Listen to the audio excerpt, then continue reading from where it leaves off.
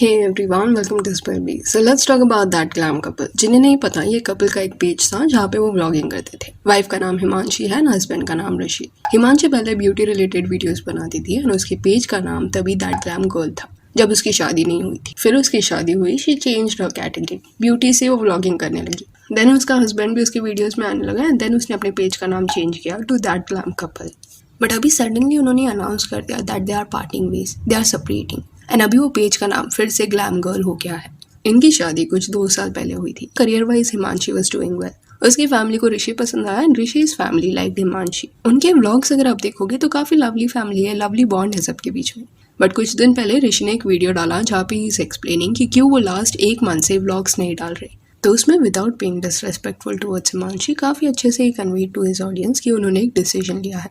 बहुत सोच समझने के बाद उन्होंने ये डिसीजन लिया है कि वो अलग हो रहे हैं। दो उनकी फैमिली ने उन्हें समझाने की कोशिश की है कि रिश्ते को ऐसे खत्म मत करो, but they had to do this. But ऐसा हुआ नहीं एंड फिर हम लोग ने म्यूचुअली डिसाइड करा कि that may be we should not stay together. And ये डिसीजन हम लोग के लिए, दोनों के लिए बहुत ज़रूरी था, क्योंकि लॉन्ग टर्म में फिर और प्रॉब्लम्स हो सकती थी दोनों को, तो इसलिए we are calling it off. Then Himanshi ने भी एक वीडियो डाला जहाँ पे शी सेड कि कुछ चीज़ें हैं जिसके बारे में वो सोशल मीडिया पे बात नहीं करना चाहती। उसने ये भी बोला कि लोग उसे कमेंट्स वायर रिक्वेस्ट कर रहे हैं कि वापस आ जाओ दोनों, ऐसे अलग मत हो। बट शी सेड कि अचानक से ये डिसीजन नहीं लिया गया है। काफ़ी सोचने के बाद they have decided to separate. Situations worse से वर्स हो जाती हैं, उसके बाद में ऐसा स्टेप लेना होता है।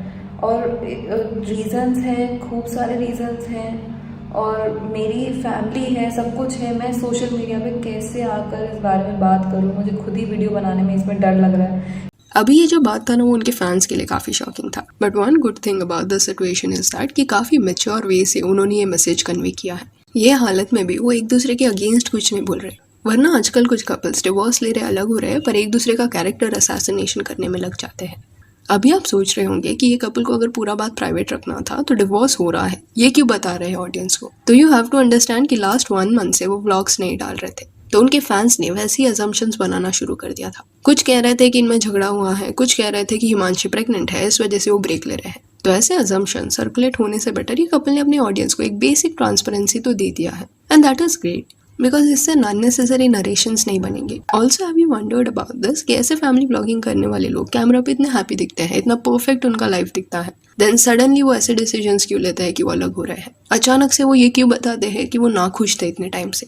सो this happens a lot with such creators, because in a way उनका वर्क एंड पर्सनल लाइफ ना मिक्स हो जाता है। See they continuously record everything, which means camera almost हमेशा उनका ऑन रहता है। एंड काफी कम लोग रहते हैं जो लेजिट कैंडिड होते हैं कैमरा के सामने, या अपना रियल सेल्फ दिखाते हैं, क्योंकि वो करना इजी नहीं होता। तो at times what happens is that कि कैमरा पे वो अपना एक्चुअल इमोशन दिखा नहीं पाते। जैसे अपने पार्टनर पे थोड़ा गुस्सा आया, then they can't shout on them because camera is on, audience जज करेगी, क्या सोचेगी उनके बारे में।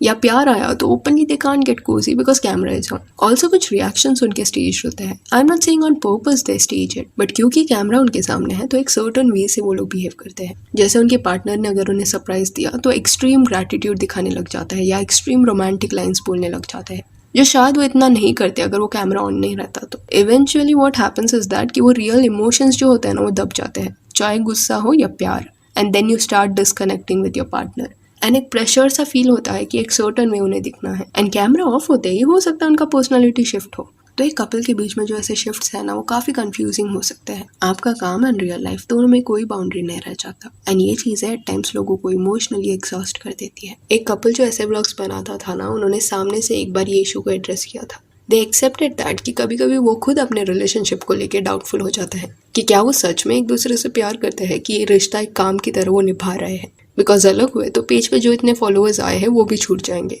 तो ये रिश्ता निभाना उनके लिए काम सा बन जाता है। एंड फॉरेन ब्लॉगर्स के साथ भी this is happening. Suddenly they are separating. For years वो एक दूसरे को डेट करते हैं, पर वो रिश्ता उनके लिए एग्जॉस्टिंग हो जाता है। जैसे मैडी एंड एलाइजा के बीच में भी हुआ है। वो काफी फेमस है, साथ में वो लोग ब्लॉगिंग करते थे। द नेस फैमिली करके एक चैनल है, इसमें तो हस्बैंड वाइफ का relationship is messed up. Husband का नाम ऑस्टिन है, जिसपे कई बार चीटिंग के एलिगेशंस लगे हैं। Girls have showed with proof that Austin उन्हें मैसेज करता था, उन्हें मिलने आता था, एंड उनके फिजिकल रिलेशनशिप्स रह चुके हैं। एंड इवन उसकी वाइफ कैथरीन जो है ना, she is aware about all this, but फिर भी वो उसके हस्बैंड का अनफेथफुल बिहेवियर एक्सेप्ट करती है। एंड वो दोनों सेपरेट भी नहीं हो रहे बिकॉज ये एम्पायर उन्होंने फैमिली व्लॉगिंग से ही खड़ा किया है। तो wife keeps on defending her husband, वो इमेज उन्होंने मेंटेन करके रखा है परफेक्ट फैमिली का। सो दैट ये जो उनका बिजनेस है वो कंटिन्यू रह पाए। एंड एक सिंपल सिनेरियो समझो, कोई भी पर्सन जब काम पे जाता है तब एक थॉट रहता है ना उसके मन में कि घर कब जाऊंगा, आराम करना है। तो वो घर उनके लिए एक रिलैक्सिंग एनवायरनमेंट होता है। घर आने पे, फैमिली को देखने पे वो एक हैप्पीनेस मिलता है। वेराज ये व्लॉगर्स के सिनेरियो में ऐसा नहीं होता। उनका घर, रिलेशनशिप, फैमिली सब एक काम के पहलू बन जाते हैं। इस वजह से it is very important to maintain that balance, otherwise it may affect your relationship. Himanshi Rishi के पहले के व्लॉग्स अगर आप देखोगे तो फाउंडेशन मिसिंग दिख रहा था। एंड एक दूसरे को जानने वाला जो फेज होता है उस दौरान ही उन्होंने व्लॉगिंग करना शुरू कर दिया था। लाइक दे गॉट मैरिड, उसके बाद विदाई से लेके गृह प्रवेश से लेके everything they started sharing with their audience. In a way शादी होते ही ऋषि भी हिमांशी के वीडियोज में आने लगा। एंड इंटरनेट पे सब अपने परफेक्ट मोमेंट्स ही डालना प्रेफर करते हैं। काफ़ी कम ऐसे लोग होते हैं जो एक्चुअल में कैंडिड रहते हैं। So never compare your love stories और योर फैमिली बॉन्ड कि मेरा पार्टनर ये सब मेरे लिए नहीं करता, सरप्राइजेस नहीं देता। जो आप ऑनलाइन देखते हो वो हमेशा सच नहीं होता। एट टाइम्स वो हैप्पी फेसेस जो आपको देखने मिलते हैं ना, वो कैमरा ऑफ होने के बाद उतने ही अनहैप्पी रहते हैं। कुछ लोग ड्यूअल लाइफ जी रहे होते हैं। But again, I will say this कि we have to praise Himanshi and Rishi for handling everything in such a dignified manner. No bad mouthing, no exposing each other, no leaked chats or call recordings. Just being respectful. कुछ internet couples को सच्ची में इनसे सीखना चाहिए। Otherwise कुछ लोगों ने तो ठान लिया है कि अपनी पत्नी का या अपने पति का पब्लिक में इमेज खराब करके ही छोड़ेंगे। एक दूसरे को इतना घटिया साबित करने में लगे हैं दैट उन्हें देख के फिर मन में ये सवाल आता है कि पिछले 2 साल से फिर क्या अपने ऑडियंस से वो लोग झूठ बोल रहे थे। वो नी पे बैठ के प्रपोज करना, एक्सट्रीम केयर दिखाना, एक्सट्रीम रोमांटिक होना, जैसे कि तुमसे परफेक्ट कोई नहीं है, तो ये सब तो फिर झूठ था ना। It was just for camera. So yeah that's it for this video. Do let me know कि हिमांशी एंड ऋषि जिस तरह ये सिचुएशन को हैंडल कर रहे हैं इस पर आपका क्या कहना है। And if you want you can follow us on Instagram, जिसका लिंक आपको डिस्क्रिप्शन में मिल जाएगा। और ये वीडियो अच्छी लगी हो तो इसे लाइक एंड शेयर करें, और ऐसे और अपडेट्स के लिए चैनल को प्लीज़ सब्सक्राइब करें।